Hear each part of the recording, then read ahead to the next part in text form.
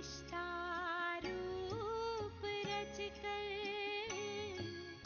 देह का भान तजकर चले हैं पार गगन निराले अपने वतन निराले अपने वतन फरिश्ता रूप रचकर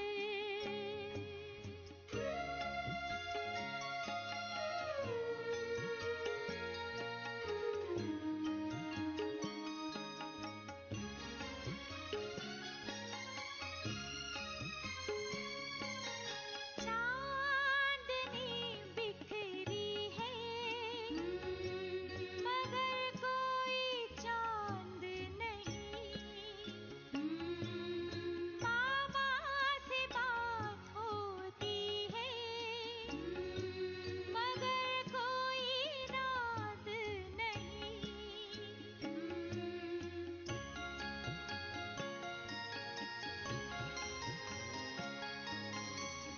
चांदनी बिखरी है मगर कोई चांद नहीं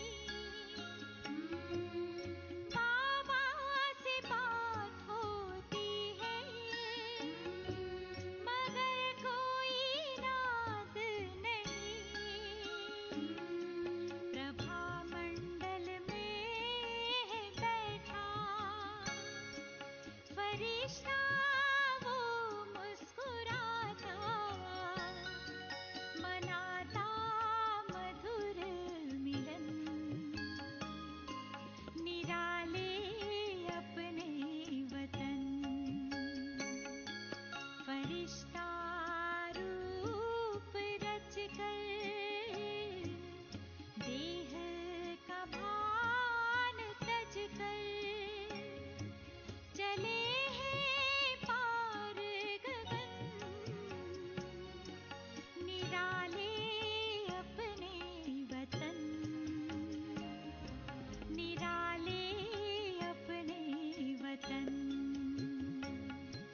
फरिश्ता रूप रचकर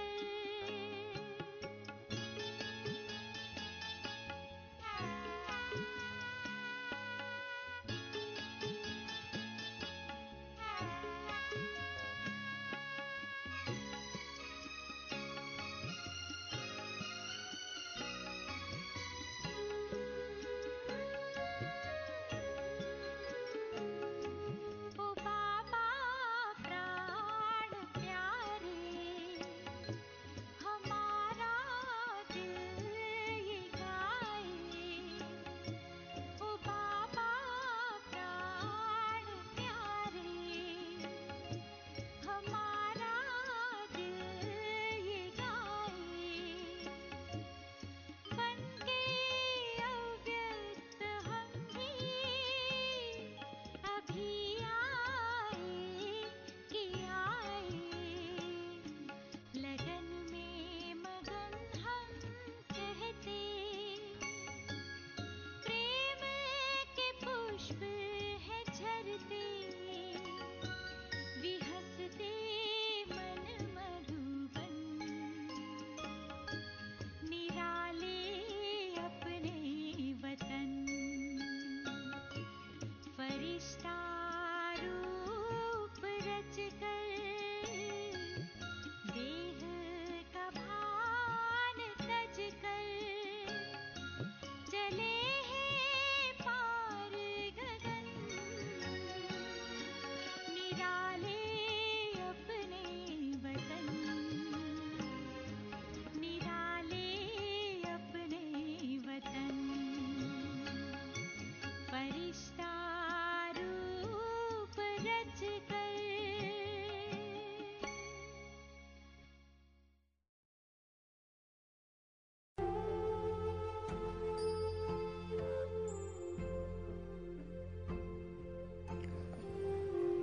ओम शांति। हमारे इस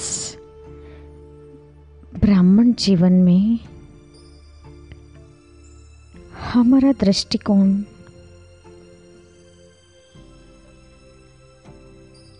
बहुत ही बेहद का और विशाल बनता जाए। हर बात में देखने का नज़रिया बेहद का होता जाए।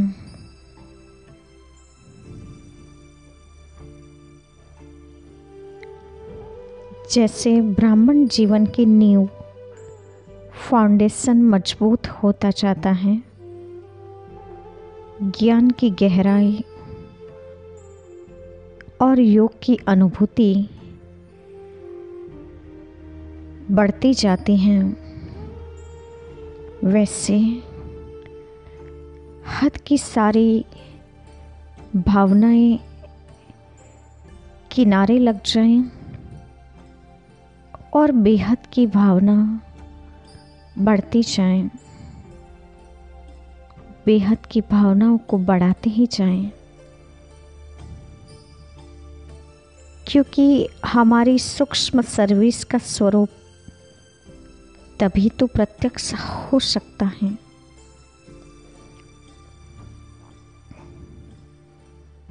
हम जब सूक्ष्म आकारी फरिश्ते स्वरूप में स्थित होते जाएंगे,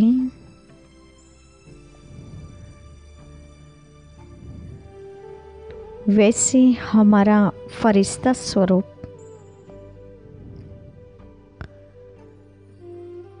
अव्यक्त स्वरूप से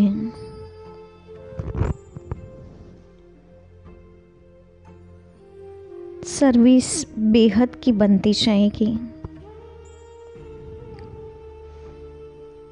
क्योंकि जैसे जैसे समय समीप आता जा रहा है,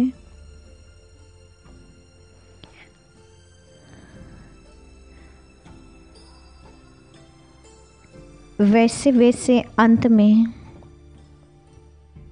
विनाश काल में हंगामे और हलचल की अशांति की स्थिति में ये सूक्ष्म आकारी स्वरूप से ही सर्विस हो सकेगी। वाणी का प्रभाव कम होता जाएगा और सूक्ष्म बेहद की सर्विस का प्रभाव बढ़ता जाएगा।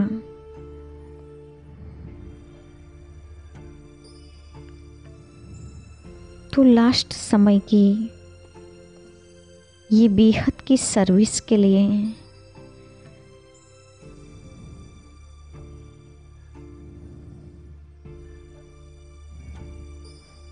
हम स्वयं को साक्षात मूर्त बनाएं,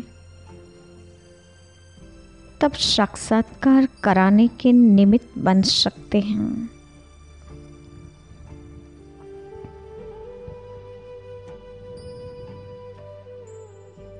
तो चेक करें, अपनी वृत्तियों को बेहद की बनाया है। दृष्टि यानी देखने का नजरिया बेहद का हो गया है।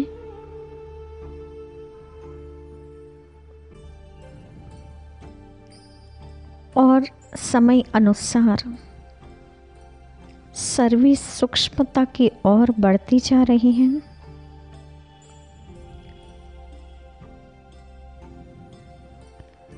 हमारा संपूर्ण ब्राह्मण जीवन का अस्तित्व साक्षात मूर्त के समान साक्षात्कार कराने के लिए तैयार है।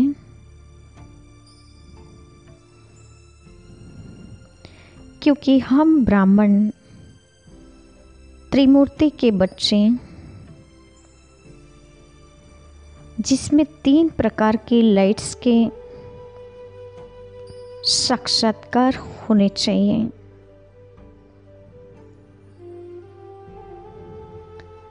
क्या ऐसे 3 प्रकार की लाइट के साक्षात्कार के निमित्त बन सके हैं।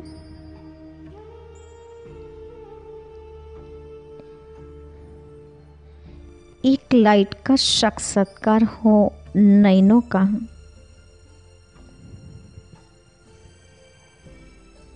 दूसरा मस्तक का और तीसरा माथे की लाइट का। ये तीनों लाइट ब्राह्मण जीवन में स्पष्ट रूप से दिखाई देनी चाहिए।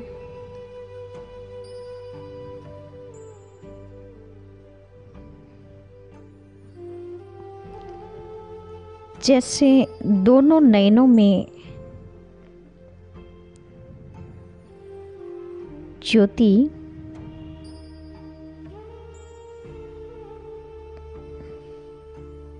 दोनों नयन में चमकते बल्ब दिखाई दे, मस्तक की लाइट मस्तक मणि की तरह चमकती रहे और माथे पर की लाइट पर क्राउन दिखाई दे और हम सबका बस यही प्रयास रहे कि ये तीनों लाइट्स का साक्षात्कार हो।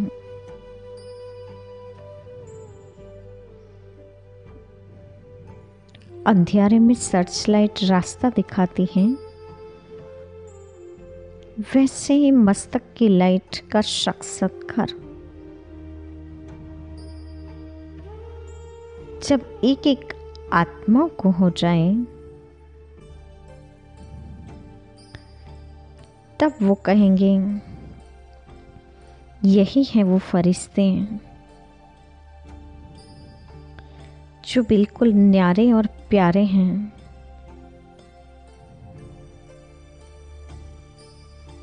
तुम्हारी लाइट को देख वो स्वयं को भी लाइट महसूस करें, चाहे वो कितना भी मन से अशांत हो, बुद्धि का भारीपन कितना भी हो, लेकिन आते ही हल्कापन फील करें।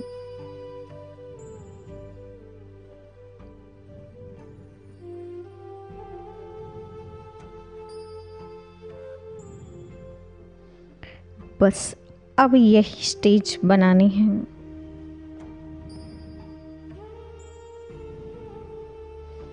आपके आने से ही वो लाइट ही लाइट महसूस करें, लेकिन ये तभी संभव है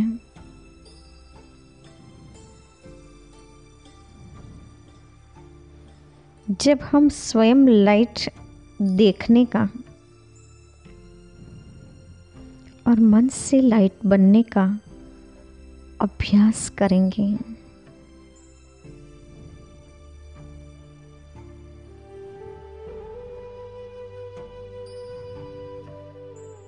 तो चेक करें और देखिए तन के मस्तक पर लाइट दिखाई देती है,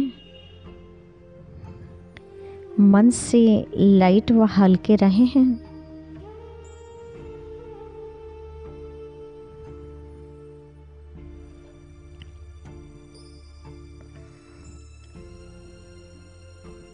तो हम सब ब्राह्मणों की मन की लाइट स्थिति से ही अंत में मधुबन भी लाइट का घर बन जाएगा। फिर सबका ध्यान जलते हुए दीवे पर नहीं,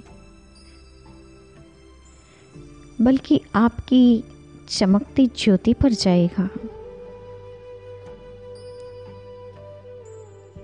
फिर स्थूल दिए उन्हें आकर्षित नहीं करेंगे। जैसे वतन में लाइट ही लाइट देखने में आती हैं, प्रकाश ही प्रकाश का साम्राज्य नजर आता है, वैसे ये स्थूल वतन भी जगमगाते हुए दिए के समान चैतन्य लाइट हाउस बन जाएगा।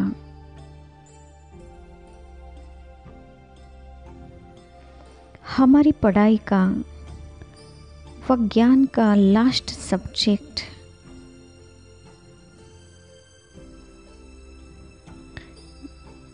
जिसमें हम सब बच्चों को फास्ट पुरुषार्थी बन जाना है,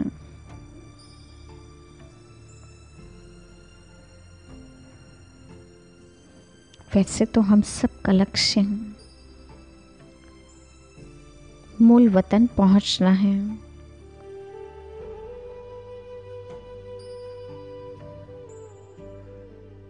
लेकिन संगम युग पर अव्यक्त फरिश्ता बने बिना मूल वतन भी नहीं जा सकते हैं। तो पहला पुरुषार्थ संपूर्ण फरिश्ता बनना है।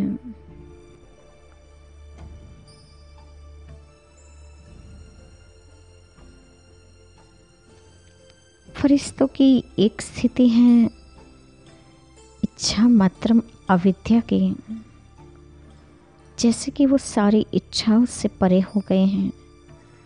इच्छा क्या है उसका ही अज्ञान होता है। संपूर्ण संतुष्ट और तृप्त महसूस करते हैं जब वो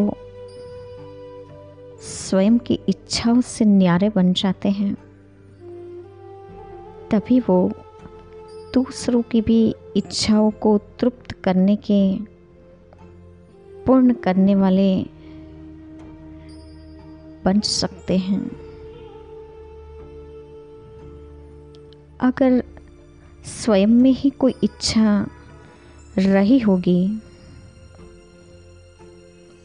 तो वह दूसरों की इच्छा पूर्ण नहीं कर सकेंगे।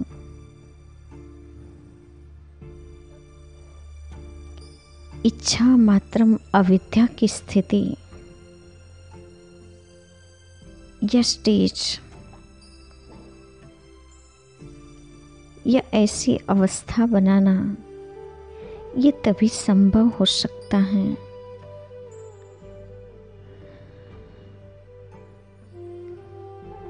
वो उसी के लिए हो सकता है जो सदा युक्ति युक्त रहे, जो स्वयं को संपन्न महसूस करे, जो नॉलेजफुल और सक्सेसफुल होंगे। उनके लिए ही ये स्टेज की प्राप्ति है। वही इच्छाओं से परे हो सकते हैं। जब स्वयं संतुष्ट और संपन्न हो जाते हैं,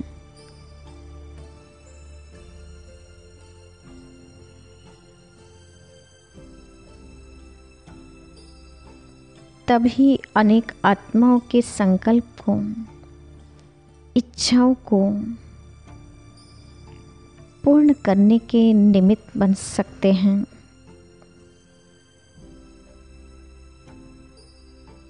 अप्राप्त नहीं कोई वस्तु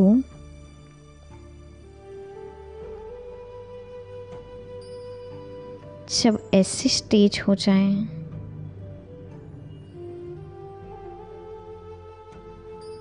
जैसे प्राप्ति की कोई इच्छा ही नहीं, बिल्कुल फूल और भरपूर महसूस करें, तब कहेंगे कर्मातीत, कर्म की प्रभाव से भी मुक्त। तब कहेंगे संपूर्ण देहातीत, अर्थात देह के सारे प्रभाव से भी मुक्त, या इसे ही फरिश्तेपन की स्टेज कह सकते हैं।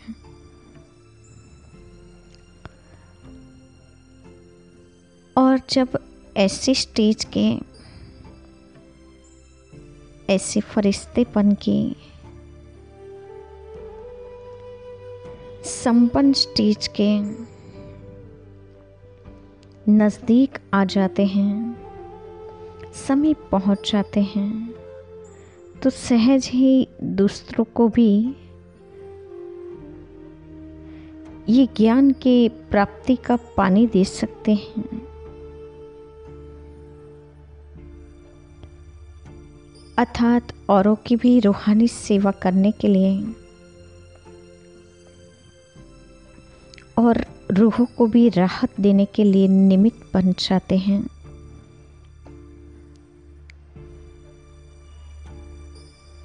साकार स्वरूप के नशे की पॉइंट्स तो बहुत हैं, जैसे मैं श्रेष्ठ आत्मा हूँ, मैं संगम योगी ब्राह्मण हूँ, मैं शिव शक्ति हूँ। इस स्वमान की स्मृति से तो हम जरूर नसीबा खुशी का अनुभव कर सकते हैं, लेकिन जब तक इस अव्यक्त स्वरूप में स्वयं को लाइट के कार्य में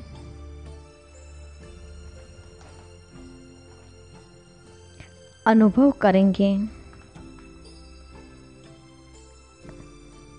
जैसे स्वयं को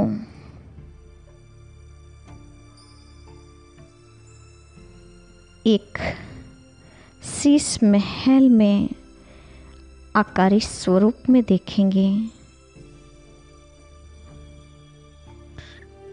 तब ही आपके संपूर्ण स्वरूप का साक्षात्कार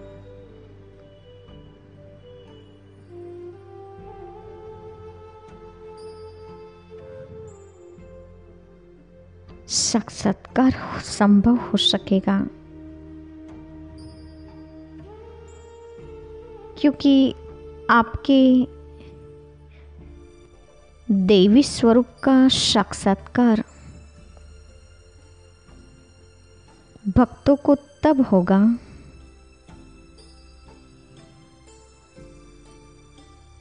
जब आप चलते फिरते हैं, उठते बैठते हैं, स्वयं को एक लाइट के कार्य में देखेंगे, जैसे एक पारदर्शी शरीर तैयार है, सूक्ष्म आकारी अव्यक्त रूपधारी बन जाएंगे।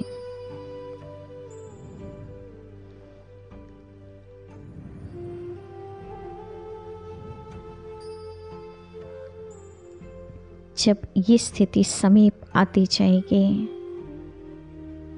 तब साक्षात्कार होने पर वो मानो देवी द्वारा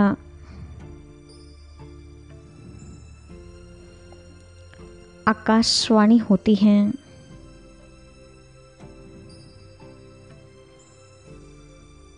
वैसे आप में भी वे नवीनता देखेंगे। आपके बोल उन्हें साधारण नजर नहीं आएंगे, बोल भी असाधारण और नवीनता वाले।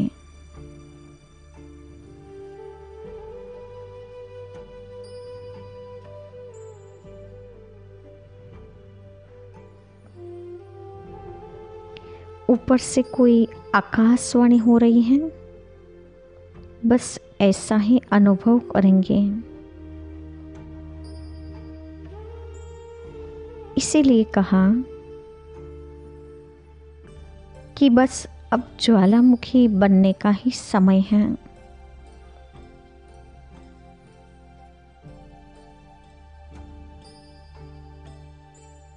फिर वे कहेंगे, यह तो कोई अवतार आए हैं, यह कोई साधारण शरीरधारी नहीं है, यह तो जैसे अवतार प्रकट हुए हैं।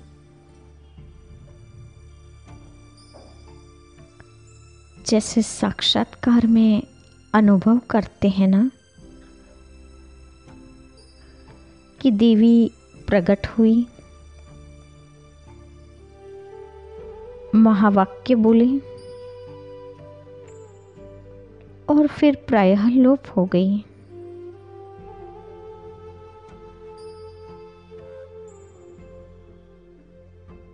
अभी बस यही पुरुषार्थ का अंतिम लक्ष्य बन जाए।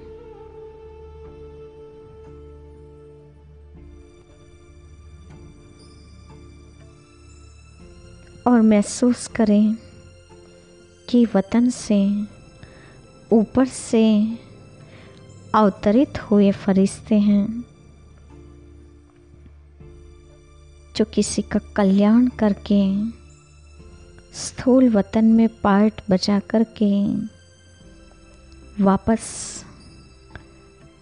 उठ जाते हैं।